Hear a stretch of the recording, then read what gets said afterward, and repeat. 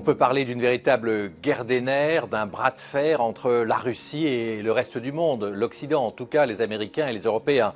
Une guerre des nerfs car effectivement personne ne sait exactement ce que veut Vladimir Poutine. Va-t-il intervenir en Ukraine? Veut-il annexer une nouvelle partie de l'Ukraine après avoir annexé la Crimée en 2014? C'est la question à 1000 milliards de dollars. Ce qui est certain, c'est qu'il y a un positionnement inhabituel de forces russes, d'abord à la frontière de l'Ukraine, ensuite en Biélorussie même et enfin même en Crimée, la Crimée annexée en 2014. Donc une concentration de troupes qui inquiète beaucoup en Ukraine bien sûr, mais aussi en Europe et aux États-Unis.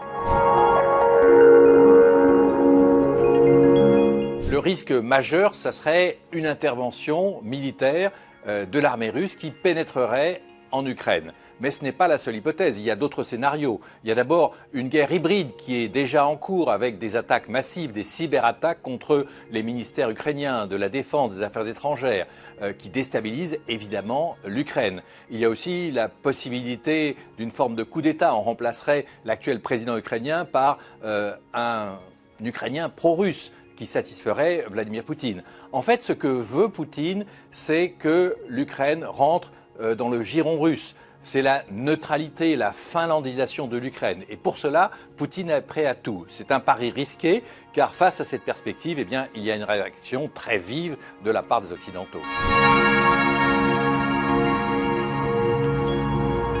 La France est en première ligne pour deux raisons. D'abord, parce que le président de la République, Emmanuel Macron, est le président du Conseil de l'Union européenne. Donc sa voix porte non seulement pour la France, mais pour l'ensemble des pays européens. La France seule, c'est d'abord un allié de l'OTAN. Et donc, à ce titre, elle doit réagir si l'OTAN décide qu'effectivement, il faut sanctionner la Russie.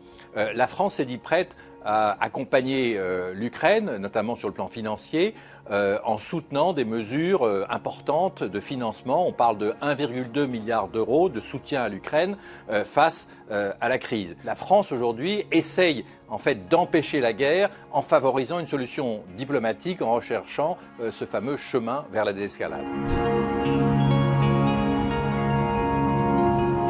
Emmanuel Macron espère qu'il y a toujours une voie pour la diplomatie. C'est ce qu'on appelle le chemin de la désescalade. Emmanuel Macron voudrait en fait essayer de parler avec Vladimir Poutine dans les prochains jours pour le convaincre d'une issue pacifique à cette crise. Et le principal geste que la France est en train de mettre en œuvre, c'est la réunion à Paris des conseillers des pays qui font partie du format Normandie, c'est-à-dire l'Ukraine, l'Allemagne, la Russie et la France, les réunir pour essayer de trouver une issue pacifique à la crise, réactiver en fait ce qu'on a appelé les accords de Minsk. Alors ça passe par des choses concrètes, ça peut être par exemple des échanges de prisonniers, des accords humanitaires et surtout de relancer une négociation sur le statut du Donbass, cette région de l'Est ukrainien qui est controversée et qui est revendiquée par les séparatistes. Poutine, en faisant pression, a toujours voulu avoir ce face-à-face avec Joe Biden. Il l'a obtenu, mais cela ne lui suffit plus. Il voudrait maintenant que l'Amérique et les Européens s'engagent à ce qu'il n'y ait aucune force de l'Alliance Atlantique en Europe. Il voudrait aussi un traité de désarmement. Ce sont des conditions évidemment qui sont inacceptables à la fois pour les Américains et les Européens, d'où le blocage actuel, d'où l'impasse dans laquelle on se trouve.